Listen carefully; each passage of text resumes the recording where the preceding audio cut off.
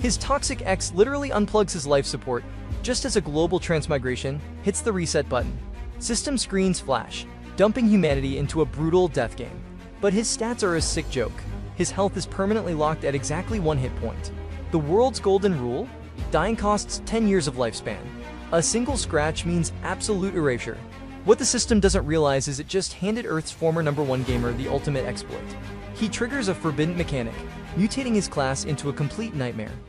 We kick things off in the kill zone of Marpi City, where the local real estate is currently being aggressively remodeled by a dragon and an undead army. The locals are absolutely losing their minds as a player named E completely obliterates the border, proving the power gap is undeniably massive. Guild leader Jin Chong, who usually haunts the place as an arrogant ghost, admits defeat as Moipi crumbles around them. Standing amidst the chaos is a terrifying necromancer, demanding even more power to fuel his undead horde. He casually flexes that this game gave him a brand new lease on life, considering he used to rock a pathetic single hit point and an expiration date of exactly 1 year. We then rewind a few months back to Blue Star, where our boy is currently trapped in the ultimate bad time. He is a vegetable hooked up to life support, mentally screaming as his beloved fiancée decides his oxygen gear is suddenly optional. She insists she is doing it for his own good, while our boy bitterly reflects that he was the #1 gamer on the planet and worth billions before an unfortunate accident turned him into a helpless spectator. Suddenly, the door flies open, and a blonde guy struts in. Our boy immediately recognizes his college buddy, who is apparently there to secure the bag. The two traitors start getting inappropriately cozy right next to the hospital bed. The so-called friend casually drops the bomb that he orchestrated the brutal car crash 5 years ago just to get our boy out of the picture. Also, the fiancé could inherit his massive fortune. Our boy realizes his inner circle is made of absolute monsters. The blonde scumbag steps up to officially evict our boy from the land of the living by pulling off his oxygen mask. The fiancé immediately complains about the lack of romance, whining that doing their dirty deeds with the dead guy in the room is just bad vibes and totally unlucky. Our boy is sweating profusely on the inside, desperate to move and refusing to let his subscription to life end without a fight.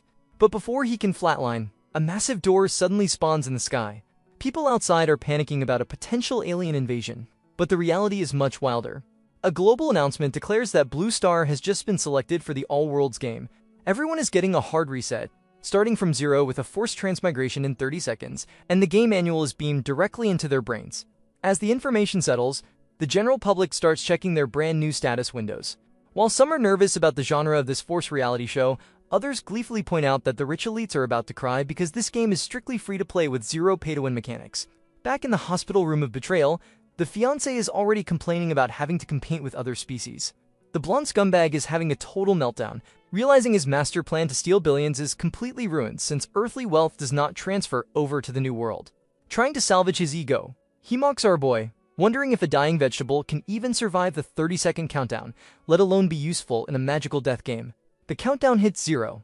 Our boy clings to his sheer spite, seeing this system event as his ultimate second chance. The transmigration sweeps across the globe, grabbing screaming cowards and eager adventurers alike. Our boy touches down in the River's Temple and is absolutely ecstatic to find out his legs actually work again, as system voice chimes in, welcoming the Blue Star players and scanning his body data. Enjoying the fresh start, he eagerly logs in. His name is Bai. The system runs him through the talent awakening process, explaining that everyone gets a random talent ranked from complete garbage to legendary SSS tier. Our boy hits the absolute jackpot, awakening an S-class forbidden talent called Promotion. He is thrilled to discover that this beauty lets him permanently raise any item by 1 rank for free. If he wants to get spicy, he can use Ascension to burn resources for a 2-rank jump, or go full chaotic with Cataclysm, trading his actual lifespan for a 3-rank upgrade. To sweeten the deal, he gets 1 free Cataclysm use right out of the gate. Next up is class selection. He is given the standard options of physical, magic, defense, or support. He considers becoming a warrior or a mage, but the system immediately shuts down his dreams, brutally informing him that his base stats are too pathetic to meet the requirements. His only unlocked option is the Necromancer class. Realizing he doesn't actually have a choice, he accepts his spooky new destiny. However, he quickly notices a massive catch. His health bar is permanently locked at exactly 1 hit point, and he has a grand total of 1 year left to live. Realizing that a gentle breeze could literally send him to the afterlife, he decides his poverty logic will not fly here and takes a massive gamble. He triggers his free Cataclysm use to upgrade his class, bypassing the absurd cost of 100,000 years of life. The system rewards his reckless behavior, announcing his promotion to the hidden class Death Dominator. He backs 15 free attribute points per level, a new skill called Lifelink, an exclusive death book, and some sweet cataclysm traits. Our boy is absolutely thriving. With 10 seconds left before the game officially kicks off, he decides to skip the tutorial vibes and prepares to dive straight into the madness. Thinking back to his cheating ex and his backstabbing buddy, he vows to track down the treacherous duo and serve them a piping hot plate of pure despair.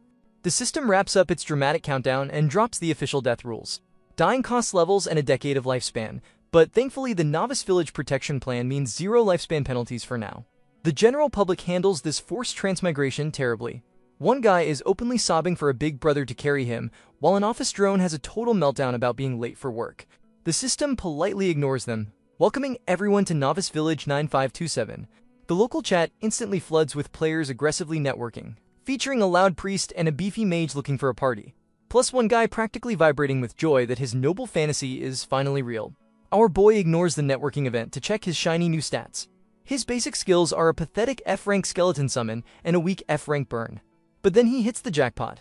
He has an A-rank lifelink to share health with a summon, and an S-rank summon amplifier that slashes cooldowns and supercharges his minions.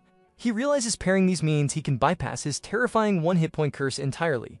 He also finds an exclusive Book of Death in his inventory, but since it requires level 10 to open, he shelves the reading material for later. Time for a magic trick.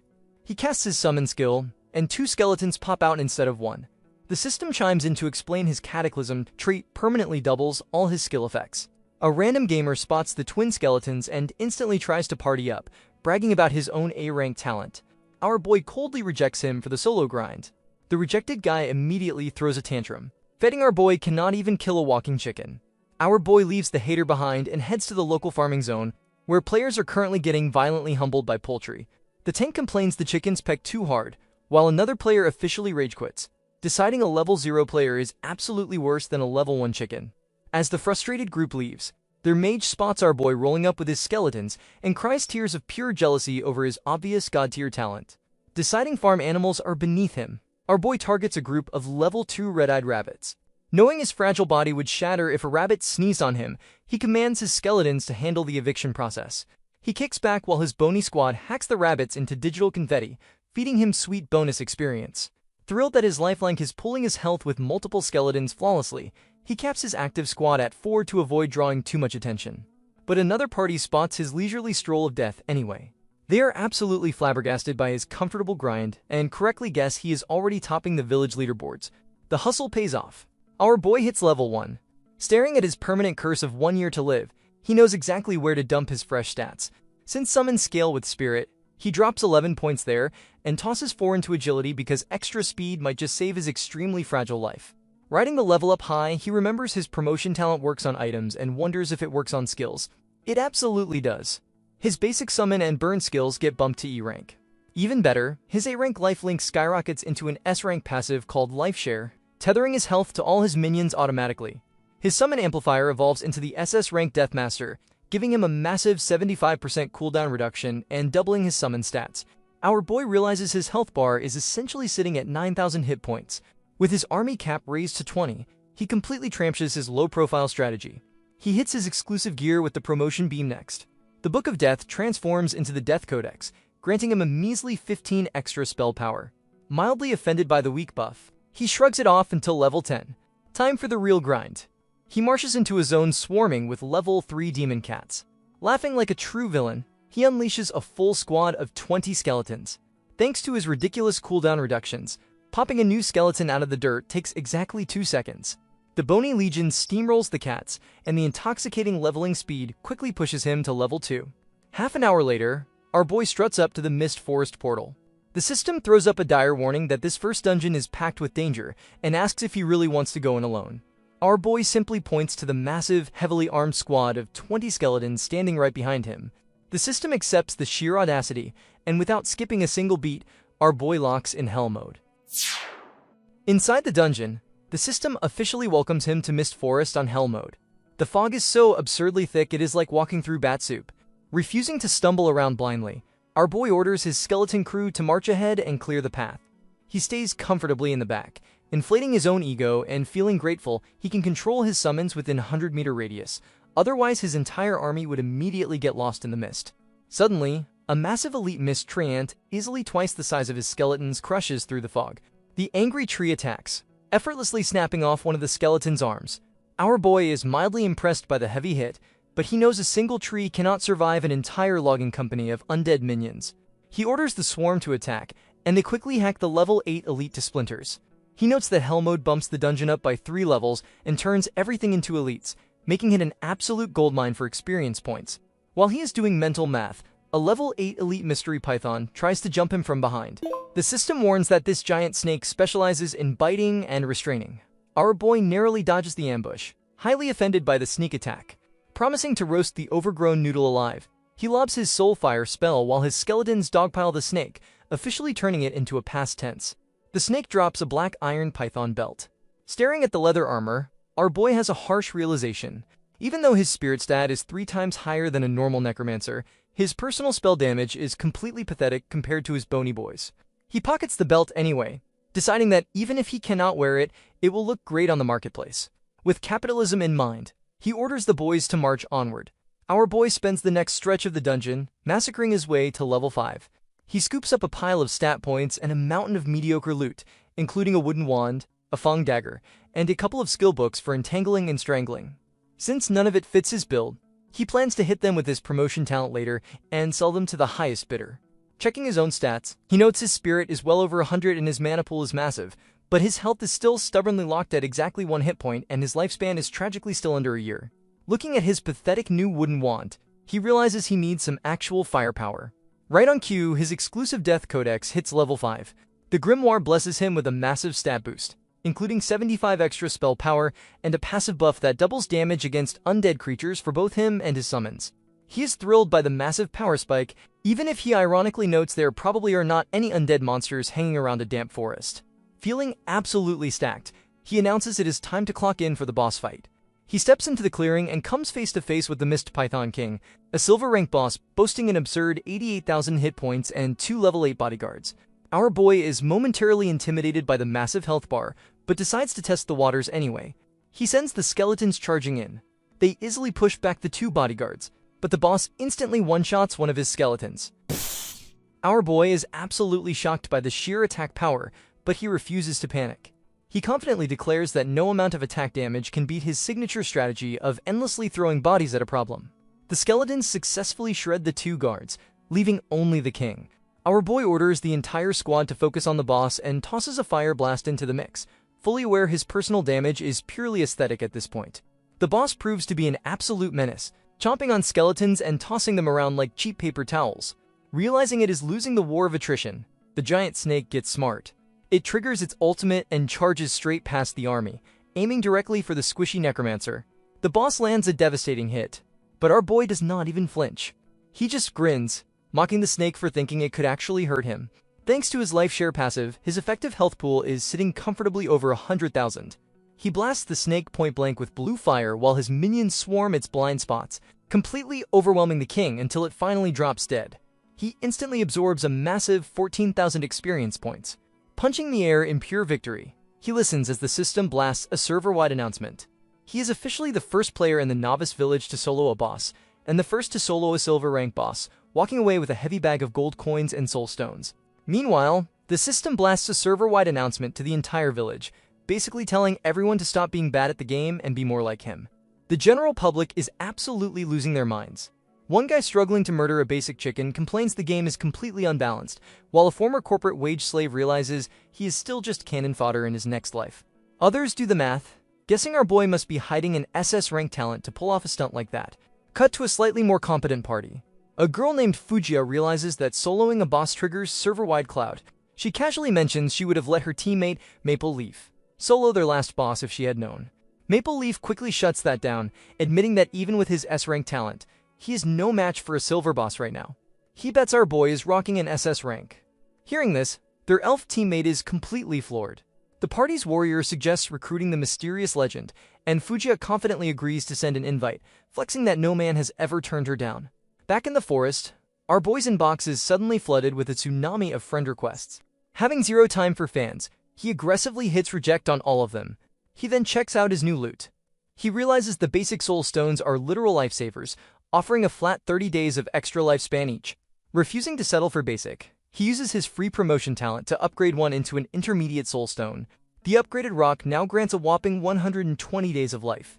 Doing the math on his 6 stones, he realizes he just bagged nearly 2 years of extra breathing time and immediately craves more. Sorting through the rest of the boss drops, he finds some useless skill books and a toxic ring. He promotes the ring to gold rank, unlocking a sweet passive that adds heavy poison damage to his attacks. Still, he cannot shake the fact that his bony minions got absolutely shredded by the boss. Deciding his army needs to hit the gym, he looks into his Ascension talent. Unlike his free promotion, Ascension requires resources. He grits his teeth and spends 5 precious gold coins to forcibly evolve his basic summon skill. The gamble pays off massively. His F-rank skill skyrockets to D rank, upgrading his flimsy minions into heavy-duty skeleton soldiers and allowing him to summon actual skeleton archers. Calling out his new cuties, he watches massive, heavily armored skeleton warriors pull themselves out of the dirt. Scanning their monstrous new stats and their heavy strike skill, he realizes his 5 gold investment was an absolute steal. To test drive the new squad, he points them at 2 massive level 8 elite goblins. The new and improved army flattens the poor goblins in record time. Satisfied with the massive speed boost, our boy decides it is time to pack up and find a higher level farming zone. Meanwhile, back in the bustling city square, a guy jumps on a soapbox to establish the Grand Ambition Guild. The crowd is skeptical until he flashes his S-rank leader talent, which promises members massive bonuses to experience, drop rates, and stats. The crowd instantly turns into a desperate mob begging for an invite. But the recruiting event is rudely interrupted by a blinding, server-wide pin message. It is from Fuja, publicly begging our boy to accept her friend request so they can talk business. The entire server freezes in absolute shock. A pin message costs a staggering 10 gold coins, while most players are currently struggling to rub 2 copper pennies together. The guild leader guy is completely dumbfounded, wondering who this girl is and why she is throwing literal fortunes around just to get our boy's attention. Staring at the glowing message, our boy is deeply impressed by the aggressive financial flykes. He reads her private offer, where she casually promises to cover all his gear and drop 100 gold coins in his lap just for joining her team. His poverty alarm instantly rings. Since everyone just crawled out of the tutorial, he demands to know how she is so absurdly rich. Instead of being secretive, she lays her cards on the table, proving that money is literally just a number to her. She reveals her SSS rank exclusive talent is the God of Wealth. She gets to shake a magic money tree every day for up to 999 gold coins, earns 1% daily interest on whatever she is holding, and has complete immunity to dropping her cash if she dies. Our boy finishes reading the God of Wealth talent, realizing this girl literally generates an entire GDP just by taking a nap. Despite the massive financial temptation, he decides that teaming up would just drag him into the spotlight, and the solo grind is much safer for his fragile existence. He politely rejects her incredibly generous offer, firmly stating he prefers to be a lone wolf. Over in the rich girl's camp, her ego takes a massive critical hit. She is absolutely fuming that a man actually dared to reject her. Her party awkwardly discusses the snub. The warrior shrugs it off, pointing out they can grind perfectly fine without him, but their mage quickly notes that their farming speed is going to crawl if they do not secure better gear soon. Right on cue, our boy slides back into her direct messages. He asks if she is open to a business transaction instead, offering to offload his massive mountain of spare gear and skill books. The rich girl's mood instantly flips. She enthusiastically offers to buy out his entire stock. Our boy warns her that he has way more loot than she expects and promises to ping her as soon as he finishes his current dungeon run.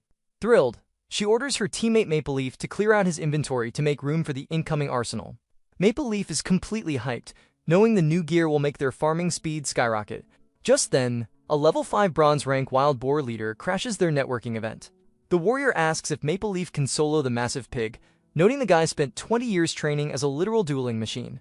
The rich girl immediately goes into tactical mode. She forces the party to dump all their health potions onto Maple Leaf and formally kicks him out of the group, so he can claim the solo kill credit. She desperately wants her own server-wide announcement and orders the rest of the team to stand guard. Maple Leaf launches his heroic attack, but the boar completely tanks the hit without flinching. Undeterred, the rich girl just smirks, entirely confident that her dueling machine will eventually whittle the pig down. Meanwhile, our boy is casually committing mass deforestation. He just flattened a level 8 silver rank goblin chief, scooping up massive bonus experience and officially hitting level 6. He casually flexes that his undead army allows him to basically walk sideways through the mist forest without taking a scratch. He complains that the only exhausting part of his day is bending over to pick up all the heavy loot. Sifting through the trash, he finds a reinforced bone shield that is totally useless for his build, and a gold rank mist cloak that reduces aggro, but is so aggressively ugly he refuses to put it on. However, he spots a gold rank leader's emblem that boosts his health, mana, and gives a massive spirit buff whenever he lands a critical hit. He happily slaps the shiny emblem on his chest. Suddenly, he notices one of his skeleton's health bars just vanished into thin air. A booming voice echoes through the fog, demanding to know why a pile of walking bones is trespassing in the king's territory. The system drops a terrifying lore bomb. Apparently, driving a massive army of skeletons into the woods triggered the Goblin King's long-buried traumatic memories. The king has officially lost his mind, entering a madness state that boosts all his stats by a whopping 50%. Worse, the dungeon exit is magically sealed tight. The system issues a hidden quest demanding our boy execute the Goblin King in under 2 minutes to unlock a secret storyline. Our boy is horrified to find his legs are literally locked from running away. Sweating bullets, he rallies his bony squad to see what this dramatic royal is made of. The system adds insult to injury by warning that Reggie is so unhinged, he will literally hunt the player down even after they respawn. Taking down a berserk bold boss with over 300,000 hit points in 2 minutes is a wildly tall order, but our boy banks on his overwhelming numbers and sends the skeletons charging in. Unfortunately, Reggie treats the heavily armored skeletons like wet paper towels, shredding them with damage that would instantly delete a normal level 5 player. Refusing to back down, our boy hurls his soul fire and orders his skeleton archers to unleash a focused barrage, determined to melt the massive health bar. But Reggie refuses to play fair. The king roars and summons his own squad of elite level 8 rainforest warriors to the battlefield. Staring at the massive enemy reinforcements, who are also completely berserk, our boy realizes this speedrun just got infinitely more complicated. Reggie the Goblin King throws a massive tantrum, screaming about how he hid in the mist forest just to be left alone. He launches a crushing attack, but our boy barely dodges. Mentally thanking his lifesaver passive for keeping his fragile body intact, he summons a fresh wave of skeletons and orders his archers to clear out the small fry. Refusing to take the loss, Reggie enters a berserk state, trading half his defenses for a massive boost to his attack and speed. Our boy is completely unimpressed, roasting the giant goblin for talking way too much trash for someone with shredded armor. A server-wide notification suddenly announces that Maple Leaf has secured the first solo kill on a bronze rank boss. Our boy briefly pauses, slightly annoyed that someone snatched the first blood achievement for the bronze tier, but he quickly shakes it off. He decides he cannot be bothered to cry over pennies when a literal gold rank jackpot is standing right in front of him. His skeletons easily overpower the berserker goblin, and with a well-placed double shot, our boy officially evicts the Goblin King from the land of the living. He instantly absorbs a mountain of experience, rocketing up to level 7. The system blasts another server announcement, crowning him the first to solo a gold rank boss. He bags 12 basic soul stones and 12 gold coins, but notes the complete lack of item drops, wondering if the hidden storyline completely hijacked the loot table. Over in the village square, the Grand Ambition Guild leader is sweating profusely as his clueless lackeys aggressively hype him up. When the Maple Leaf announcement drops, a minion casually suggests they just stroll into the forest and hunt a gold boss next. The universe instantly humbles them by dropping the announcement of our boy's gold kill. The entire guild falls completely silent, leaving the leader shell-shocked and wondering what kind of broken talent our boy possesses. Back at the rich girl's camp, her party stares at the sky in pure disbelief, fully admitting that our boy is absolutely terrifying. The rich girl brushes it off, confidently insisting her bottomless wallet will help them catch up. Maple Leaf finally returns, and they officially head for the first dungeon. Meanwhile, our boy's dungeon run rapidly spirals into a total nightmare. Because he butchered Reggie in under 2 minutes, he triggers the hidden story, and the dungeon difficulty immediately spikes to catastrophe level. The mist fills with fading souls, and our boy squints at one, suddenly realizing his very first flimsy skeleton used to be a goblin. The true boss rises from the fog. It is Skeleton King Reggie, now a level 10 Dark Gold boss, boasting a completely absurd 1.8 million hit points. The undead king groans about his inescapable fate, and starts pulling his own elite squad of level 10 skeleton warriors, mages, and archers out of the dirt. Scanning the massive enemy reinforcements, our boy nervously notes that just 6 of Reggie's elite summons have enough raw stats to rival his entire army of 20. Then the system drops the absolute worst news possible. The hidden story has fully activated, meaning the novice village protection system is officially disabled. If our boy dies here, he loses 10% of his lifespan with a minimum penalty of 10 solid years. Doing the frantic mental math, our boy realizes that even with his new stash of soul stones, he cannot afford a single death. Skeleton King Reggie answers by unleashing a devastating thunder smash, dropping massive 10,000 damage numbers across the board. Staring at his imminent bankruptcy of life, Our boy desperately orders his archers to focus their fire before his entire army gets permanently wiped off the map. Our boy reads the system window, confirming that burning 5 years of his lifespan to hit his summon skill with a Cataclysm upgrade was absolutely worth the cost. The C-rank skill permanently upgrades his flimsy minions into massive skeleton warriors with absurd stats and a brutal heavy strike. Pointing at Reggie, he probably declares he can summon an elite hit squad too.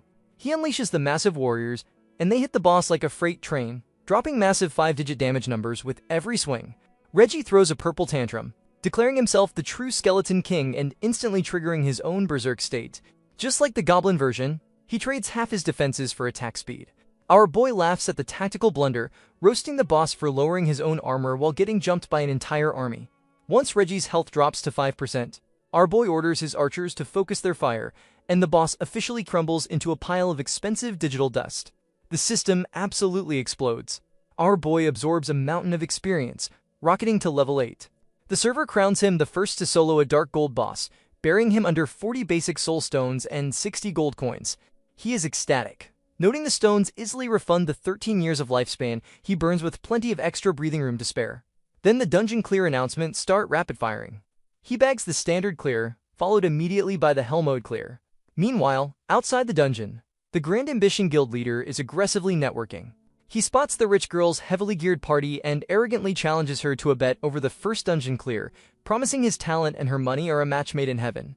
She counters that if her team wins, he owes her 3 massive favors. He smugly agrees, but before anyone can step toward the portal, the server blasts our boy's first clear announcement. The guild leader's smug smile evaporates, realizing our boy just turned him into a total clown. Refusing to take the massive L, he pivots, declaring they will just steal the hard mode clear instead.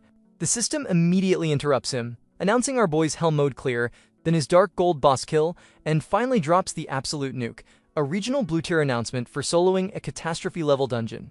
Mentally shattered, the guild leader packs up his guild and leaves in pure frustration. The rich girl's party decides there is absolutely no rush since our boy just swept the entire board.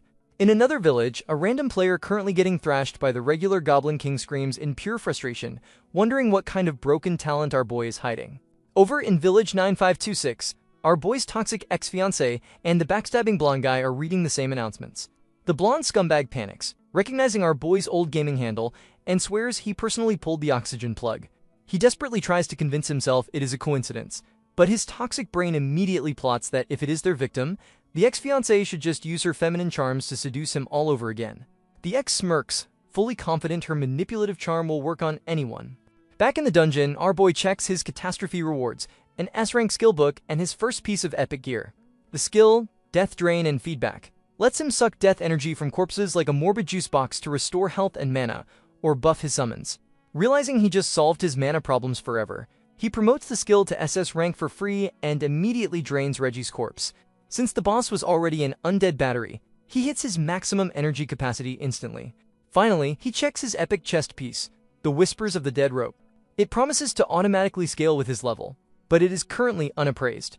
Knowing the digital taxes to appraise an epic item will completely bankrupt him, he stashes it in his inventory for later. Our boy's eyes widen as Reggie practically empties his entire royal treasury upon death. He hits the absolute jackpot, scooping up a fortune in coins, gems, and a massive pile of gold and dark gold equipment. The boss even drops his entire skill tree, coughing up C-rank summoning books, B-rank attack skills, rare materials, and an epic quest item called the Harness Crystal Orb. The system offers him a sweet deal to fuse his new C-rank summoning books. He accepts, combining them into a single summon advanced skeleton skill. Skipping the wildly expensive gold and lifespan upgrade options, he uses his free promotion talent to smoothly bump it to Burek. He can now summon a mixed squad of 3 warriors, archers, and mages per cast, though the massive 1000-point mana cost makes him wince. Next up is the Harness Crystal Orb. The system warns him that this epic quest is extremely difficult, but allows the orb to act as off-hand equipment. Naturally, he hits it with his promotion talent. The system casually informs him he just upgraded the quest into a legendary nightmare called Dylan's Lament. The orb demands he reach level 30 within a month, or it will literally fly away to find a better owner. But the temporary stats are absolutely staggering. It grants a massive chunk of spell power, health, and a ridiculous 2,000 extra mana points, completely neutralizing his new heavy casting costs. Grinning from ear to ear, he heads outside the dungeon to meet the rich girl. Assuming he is ready betrayed, she eagerly greets him. Our boy casually summons a wall of monstrous, heavily armored skeletons, terrifying the nearby adventurers into backing off and giving them some privacy.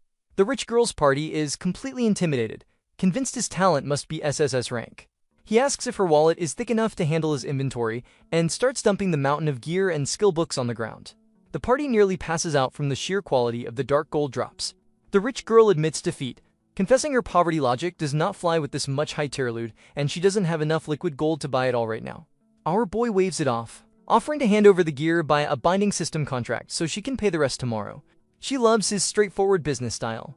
Our boy tells her everything is negotiable except for one item, a resurrection skill book with a massive 500 gold price tag. The party's priest practically vibrates with excitement, and the rich girl immediately accepts the deal. Remembering she scored 2 soul stones from her bronze boss skill, our boy throws in one final offer. He promises to carry her party through the Nightmare and Hell Mode dungeons in exchange for all the soul stones she currently owns and any that drop along the way. Without a second of hesitation, she happily agrees. Later, our boy is happily lounging on the grass in a higher level zone, watching his skeleton army brutally massacre level 10 bison and prairie wolves. He chuckles, declaring that his leveling experience is incredibly smooth. He hits level 9, scooping up fresh stats, but complains about his current chore. He hiked all the way out here looking for an appraiser to unlock his epic chess piece, annoyed that the NPC apparently abandoned his shop just to paint landscapes in the middle of a monster zone. Suddenly, a system notification makes his heart drop. One of his massive skeleton warriors was just instantly slain.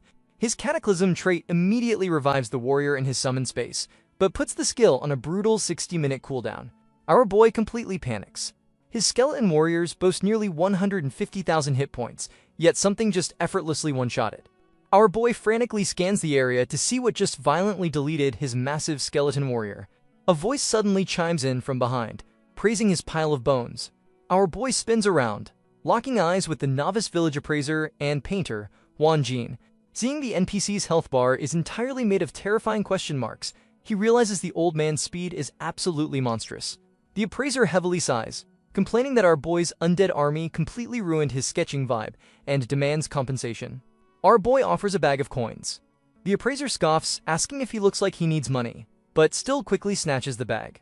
To make it official, he forces our boy to buy his ugly landscape painting for a ridiculous 100 gold coins. Our boy stares at the absolute mess of a canvas, internally judging that a toddler could have painted it better. He is about to complain, but the appraiser violently flexes his high-level aura. Sweating profusely, our boy immediately changes his tune, loudly praising the master's creative genius. The shameless flattery works perfectly. The appraiser's mood brightens, and he generously offers to appraise our boy's gear for free. Mentally calculating the massive savings, our boy eagerly dumps his dark gold loot. The appraiser chants his incantation, revealing the glorious stats: shadow boots that slash incoming damage, towering bone heavy armor that reflects melee attacks, a massive bone greatsword with splash damage, and a necklace of the undead that lets his summons passively curse targets. The appraiser casually mentions this was a massive bargain and turns to leave, but our boy calls him back, pulling out the epic whispers of the dead rope. The old man's jaw drops, and he officially backs out, admitting his part-time tutorial village skills are simply too low to handle epic gear. Instead, he offers to teach our boy the appraisal skill directly, but the tuition fee must be paid in ancient gold coins, a collector's item with no standard value. The system drops a hidden quest demanding 500 ancient gold coins. The appraiser turns to leave, but our boy stops him again. Remembering his promotion talent works on standard currency, he pulls out a massive pile of regular gold coins, aggressively promotes them, and shoves the freshly minted ancient gold coins into the appraiser's hands. The old man laughs hysterically at the impossible fortune, handing over the basic appraisal skill book and promising an even bigger surprise if our boy can scrounge up 10,000 more. Knowing the basic skill is useless, our boy immediately promotes the book, learning intermediate appraisal. The upgraded skill gives him a frustrating 10% success rate on epic gear. He casts the skill on his robe, but it immediately fails. Cursing his luck, he stubbornly spams the skill, draining his mana pool until he is completely exhausted. Suddenly, a system notification alerts him to a wild treasure chest spawning nearby. He heads over and finds it guarded by a massive pack of prairie wolves.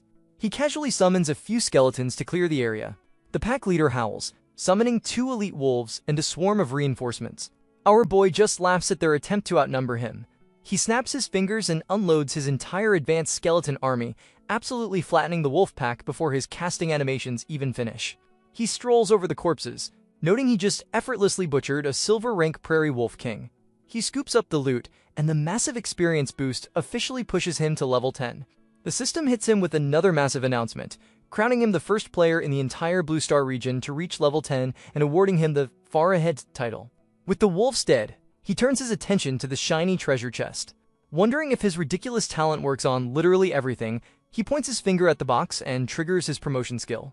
The system immediately pings with success. Our boy points his finger at the newly discovered wild treasure chest and triggers his promotion skill.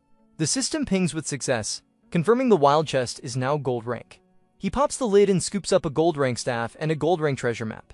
The system drops a tutorial pop-up explaining that the map's coordinates are way outside the novice village. Since he just hit the level 10 cap, he needs to find the village chief and teleport out immediately, or his experience bar will be permanently frozen. Deciding to min-max his loot before leaving, he promotes the map to dark gold. The new coordinates update to the wilderness outside Jingli City. Our boy groans at the massive commute, realizing Jingli City is practically in another time zone, meaning this treasure hunt is going straight to the backlog. Meanwhile, the Grand Ambition Guild leader struts out of the mist forest, his chest puffed out with unearned pride. The system announces his guild secured the first clear for hard mode. He smugly orders his exhausted lackeys to prepare for nightmare mode, but the universe immediately hands him another massive L. The system interrupts his speech to announce the rich girl's party just snatched the first clear for nightmare mode. The guild leader practically bursts a blood vessel. His lackey desperately tries to cope by claiming she just got lucky, but the leader knows the truth. He realizes our boy sold that mountain of gear to the rich girl specifically to ruin his day, and mentally vows petty revenge. Over at the rich girl's camp, she tells her heavily geared squad to take a breather before they tackle Helm mode. But the server isn't done dropping nukes. A blue-tier regional announcement blasts across the sky, crowning our boy the first player in the entire Blue Star region to hit level 10. Because he hit the cap, the village leaderboard unlocks early.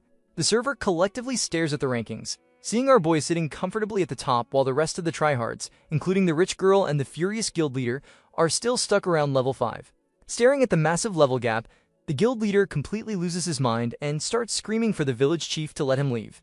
The rich girl's party is equally flabbergasted. Her mage points out that our boy's leveling speed is absolutely illegal, while her teammates note he jumped 2 full levels in the time it took them to blink.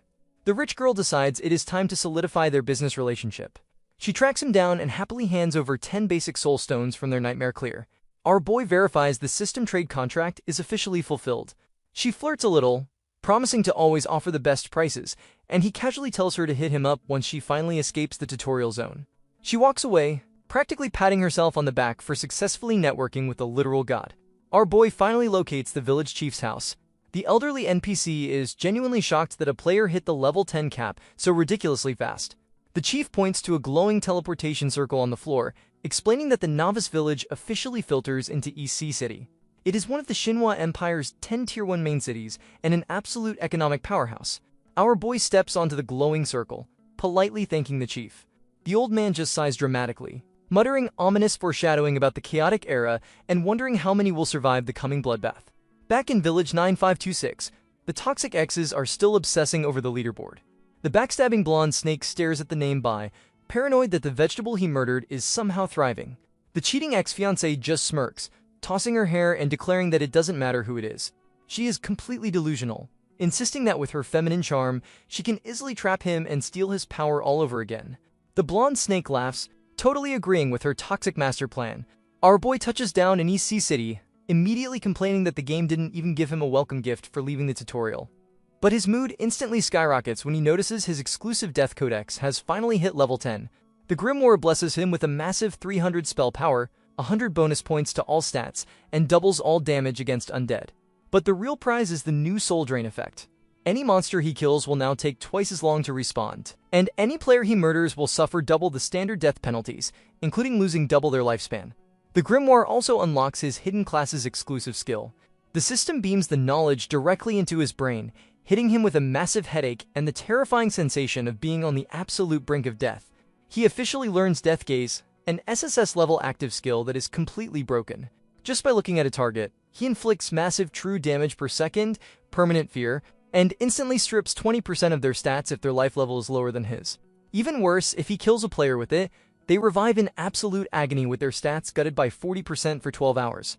Realizing his Cataclysm trait doubles the damage and range, our boy cackles, declaring that whoever he looks at is basically guaranteed to die. His villainous monologue is abruptly interrupted. A mysterious man approaches, casually commenting that he never expected a new arrival to awaken such a terrifying power. The stranger calls our boy incredibly lucky, but also extremely unlucky. Highly suspicious, our boy demands to know who is sneaking up on him. He scans the man and immediately breaks out in a cold sweat. It is Situ Jin, the lord of EC City and an elder of the Shenlong Hall, and his level is completely hidden behind a wall of terrifying question marks. Our boy politely greets Lord Sithu. The Lord immediately spots the swirling blue aura of death energy around our boy, effortlessly seeing right through his disguise.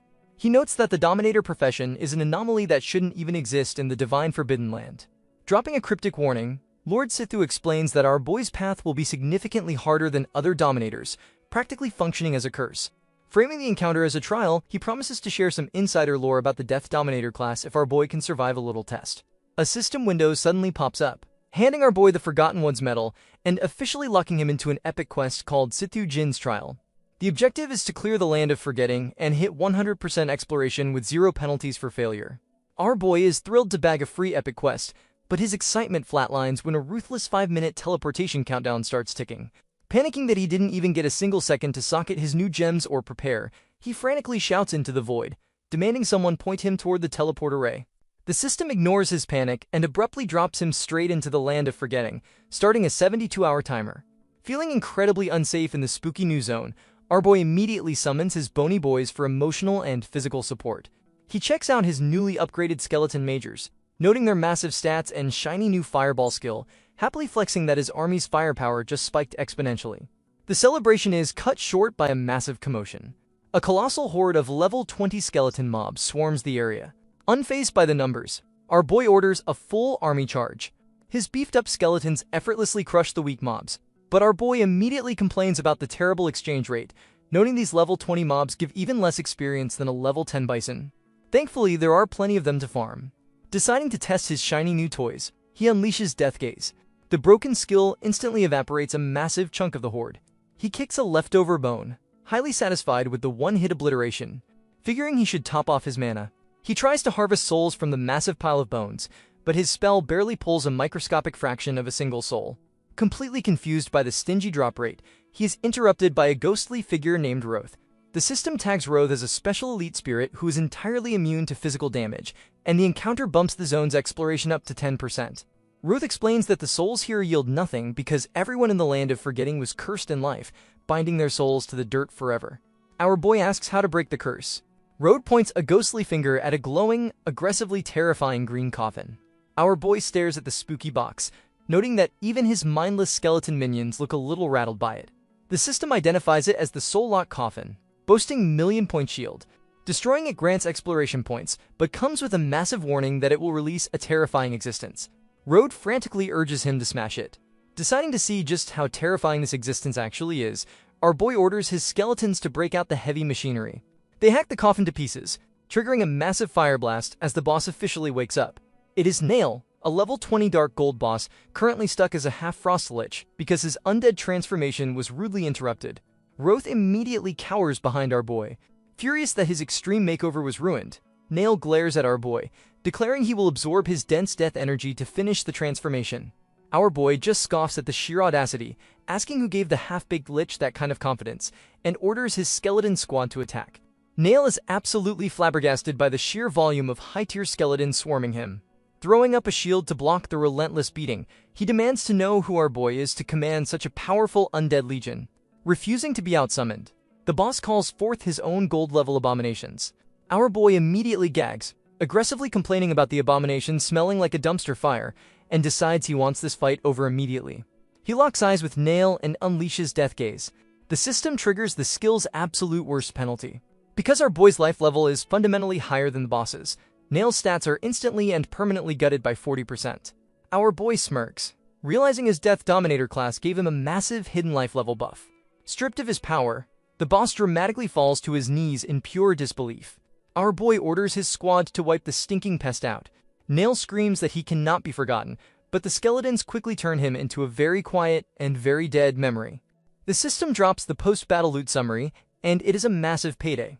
Killing the Dark Gold boss showers our boy with bonus experience, instantly rocketing him to level 12 and tossing him fresh stat points.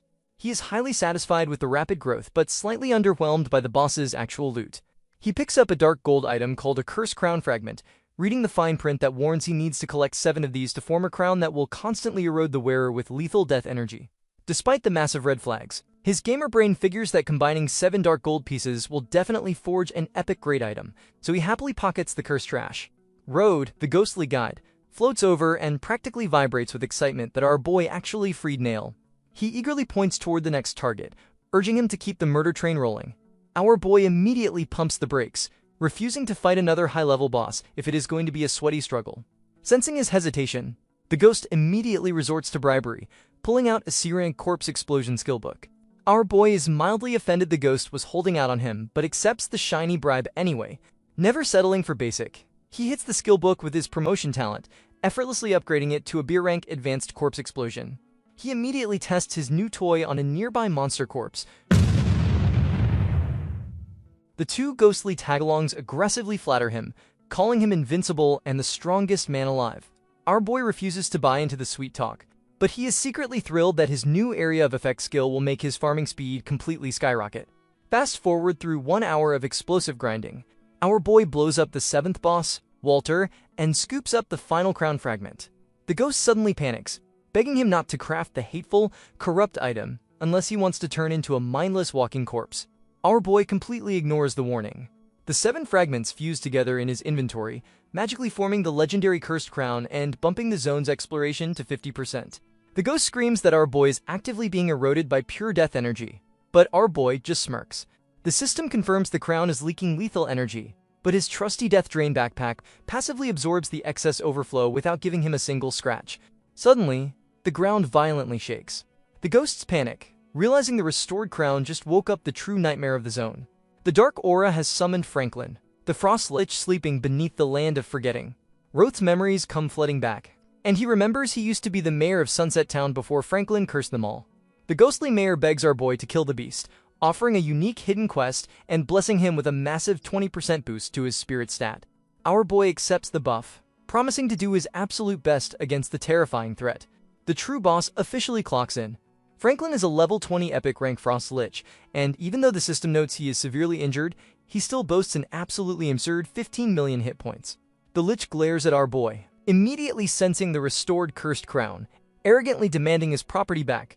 Franklin tries to magically summon the crown to his hand. Absolutely nothing happens. Our boy mocks the Lich's dramatic failure, holding the crown and pointing out that it is currently under new management. He checks the item's ridiculous stats. Because he is a Death Dominator, he completely ignores the harsh equip requirements. The legendary crown grants a mountain of defensive stats, health, mana, and a passive skill that randomly slaps curses on his targets. Better yet, it features an active curse aura that slows all enemies within 100 meters to an absolute crawl.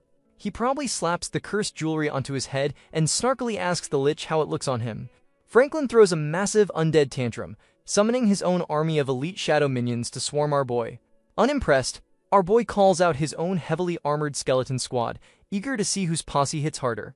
He instantly flips on his curse aura, reducing the enemy shadow's speed by 30% and trapping them in digital molasses. Our boy takes a second to appreciate his own ridiculous power spike. He is now level 15, rocking 2 legendary items and the Death Codex, making his current stats double what they were when he first entered the zone. His only minor complaint is that the legendary crown cannot be artificially promoted. The Lich screams that our boy is courting death. Refusing to let the boss catch his breath, our boy immediately locks eyes with Franklin to unleash Death Gaze. Because his hidden life level is fundamentally higher than the epic bosses, the Lich is instantly slammed with a devastating Pain Curse, rapidly draining his massive health bar with heavy shadow damage every single second. Our boy locks eyes with the Frost Lich and unleashes Death Gaze. Because his hidden life level vastly outranks the epic boss, Franklin immediately drops to his knees, eating massive continuous shadow damage and demanding to know what kind of monster our boy actually is. Our boy casually refuses to drop his gamertag. Furious at the blatant disrespect, Franklin uses his staff to whip up a massive tornado, summoning a literal bone dragon named Cacus. The system tags the dragon as a severely injured level 20 epic boss with 20 million hit points, bumping the zone's exploration up to 90%. Our boy sweats a little, admitting Lord Situ's trial is ridiculously overtuned. The bone dragon unleashes a massive blue fire blast, but our boy just snaps his fingers and sends a single skeleton warrior to block it. Franklin is absolutely flabbergasted that a basic skeleton can tank a dragon's breath. What the Lich doesn't realize is that our boy just pumped his minion with a massive 640% stat boost using his Death Drain backpack. Combined with the Death Codex's passive double damage against Undead, the skeleton easily slaps the dragon for over 1,000,000 damage. Meanwhile, the cursed crown on our boy's head constantly leaks lethal death energy into his body. But since his backpack passively absorbs the overflow, the cursed jewelry has essentially turned into an infinite, self-recharging power bank. Desperate to turn the tide, Franklin throws a tantrum about his stolen crown and hits our boy point blank with a frozen hellblast. The Lich laughs hysterically, assuming the squishy human is instantly dead. Instead, our boy casually stands up and dusts off his shoulders, leaving Franklin completely shell-shocked by his life share passive. Finally figuring out how the health tether works, the Lich gets smart and drops a massive, rose-shaped area of effect light spell to wipe out the entire skeletal army at once. Our boy instantly recognizes the strategy. He immediately recalls all his unbuffed skeletons into his summon space, completely denying the boss any extra targets to damage. With his health pool protected, our boy orders his massively buffed skeleton warrior to ignore the overgrown lizard and make a beeline straight for the commander. Franklin desperately insists that our boy has already lost the battle. Our boy just laughs at the terrible math, dumps another massive charge of death energy into his warrior, and watches as his bony hitman literally cuts the Frost Lich in half. The system completely loses its mind. Between destroying Franklin's body and officially securing the epic boss kill, our boy absorbs tens of millions of experience points, rocketing straight to level 19 in a single breath. The server crowns him the first player in the Blue Star region to solo an epic boss, dumping massive bonus stats, skill points, and 50 intermediate soul stones into his inventory. Knowing his poverty logic applies to time as well as money, he immediately hits the stones with his promotion talent, upgrading them into advanced soul stones that grant a full year of life each. He eagerly absorbs the entire pile. Watching his expiration date jump to a comfortable 51 years, he happily declares his lifespan crisis is officially cancelled. Naturally, the regional announcement blasts across the sky. The rich girl's party sees it and is totally unfazed. The mage marvels at the epic kill, while the rich girl confidently declares they need to aggressively cling to our boy's coattails. Their tank happily sighs, joking that going a single night without a server announcement about our boy was starting to feel unnatural. Back in the tutorial zone, the toxic ex says read the same sky-high billboard. The backstabbing blonde snake insists they need to speedrun the rest of the novice village so they can investigate this by guy in person. The cheating ex-fiancée just tosses her hair with peak delusion, firmly believing that whether it is their murdered vegetable of an ex or a random god-tier player, any man will eventually fall to his knees for her. A system notification hands our boy an epitier dragon bone pendant, promising a dead bone dragon mount. But his brain immediately shifts into exploit mode. He hits it with his promotion talent, instantly transforming the item into a legendary Frost Warhorn. One quick blast triggers a massive portal that marinades the area in a dense death aura. Out crawls a frost giant dragon, immediately monologuing about how foolish and feeble its human summoner must be. Instead of arguing, Bayek casually hits the massive beast with purifying light. The arrogant lizard instantly drops the tough guy act, screaming to get that holy laser pointer away and eagerly volunteering to be his mount. The system unlocks his mount slot, triggering another regional announcement to congratulate him on securing the server's first ride. The mount leaderboard opens early, displaying his name comfortably in first place with a mythic rank beast, leaving second and third as a sud empty void. Our boy checks the stats and realizes his new pet is completely cracked. At level 0, it boasts 1,000,000 hit points, massive defenses, and skills like Frost Dragon Breath, a passive dragon's might debuff, and a shrink ability. Looking at the newly miniaturized dragon chilling on his arm, Bay marvels at this mythic rank absurdity. Meanwhile, the player base is collectively losing their minds over the leaderboard. One guy is baffled that Bay is riding a mythic dragon while they are playing in the mud.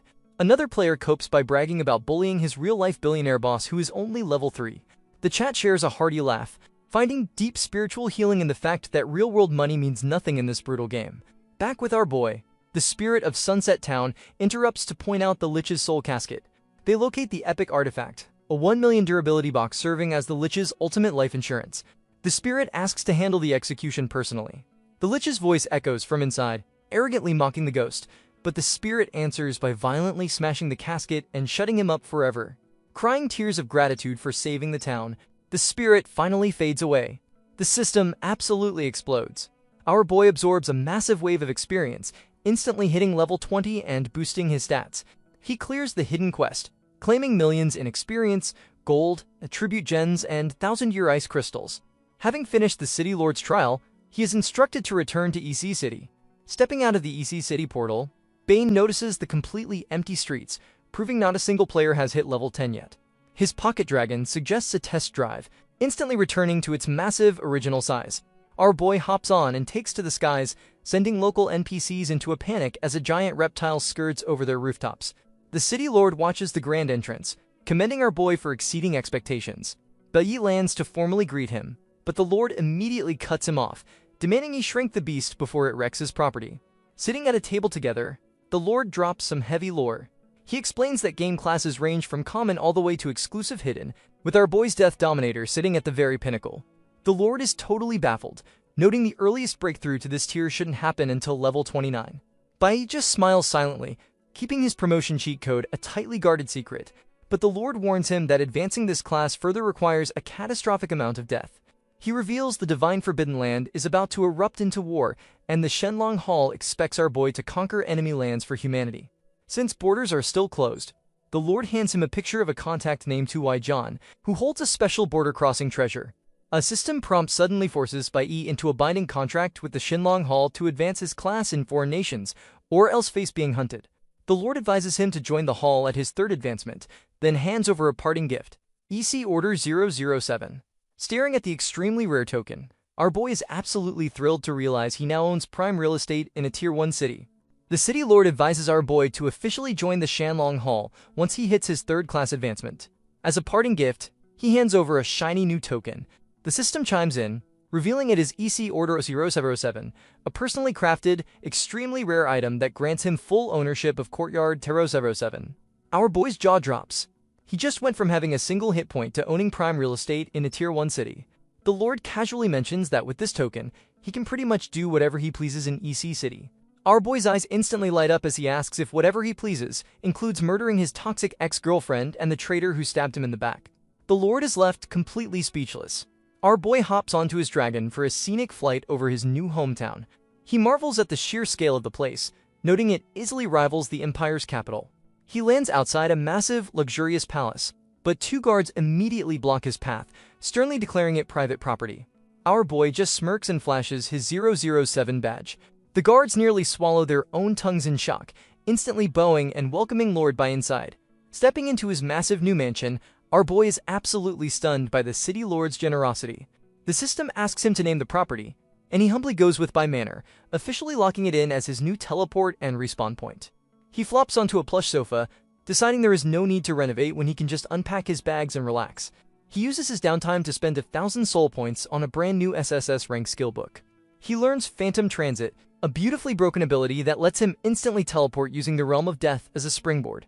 The skill cleanses all debuffs, grants 3 seconds of pure invincibility, and features a death veil that drains mana to vastly extend his teleportation range. Eager to test his new toy, he instantly teleports right back outside in front of the startled guards.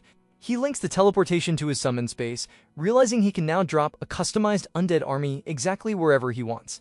He casually notes that the skill is completely overpowered, with the only real downside being that SSS rank skills cannot be promoted any further by his talent. Deciding it is time to make some pocket change, our boy hits the streets. He casually buys low-level gems from a vendor, abuses his promotion talent to upgrade them, and sells them right back. One quick round trip nets him over 200,000 gold. He probably laughs at his own shameless profiteering before heading to the local auction house to see what the big spenders are buying. He walks into a magnificent financial building that absolutely screams expensive. A receptionist politely stops him, explaining that the second floor is an exclusive VIP zone requiring a ticket that costs anywhere from 1,000 to 100,000 gold. Wondering just how absurd the auction prices must be, our boy simply flashes his 007 token and asks if it qualifies for a discount. The receptionist instantly switches into Ultimate Customer Service Overdrive. She hands him a permanent 007 VIP card, waiving all entry fees and granting a 50% discount on auction taxes. She even throws in an offer for a 10,000 soul coin interest-free loan. Our boy pauses, asking for the exchange rate. The receptionist drops a massive lore bomb, explaining that 1 soul coin equals 10,000 gold, but more importantly, each coin contains temporal energy equal to exactly 1 hour of human lifespan. Our boy's eyes widen as he realizes soul coins are the true endgame currency of this brutal game. He immediately slaps a pile of his upgraded radiant gems on the counter, demanding they be auctioned off for soul coins only. Just as the receptionist happily agrees to make the arrangements, he gets a new message. Outside, The rich girl and her party have finally arrived in EC City. The mage and the tank are busy staring at the sky, completely flabbergasted by the sight of a massive frost dragon chilling on the rooftops. The tank gently reminds his team that their favorite carry literally just unlocked the server's first mount. Our boy strolls up, complimenting their leveling speed. The rich girl hands over the rest of the payment they owe him for the tutorial carry. Our boy tells them to go enjoy the city, but she stops him in his tracks. Thanks to her absurd SSS rank God of Wealth talent, she has managed to shake out a legendary item called the Fate Parchment. It is a literal dice roll where you can either get terrible misfortune, absolutely nothing, or game-breaking rewards depending on the number. Knowing that offering a gamble to a gamer is basically a guaranteed hook, our boy immediately asks for the price. The rich girl smiles and says it is strictly not for sale. Instead, she wants to use it to negotiate a much deeper partnership with him. Our boy raises an eyebrow, highly intrigued by her business pitch. But before they can iron out the details, a familiar face crushes the party.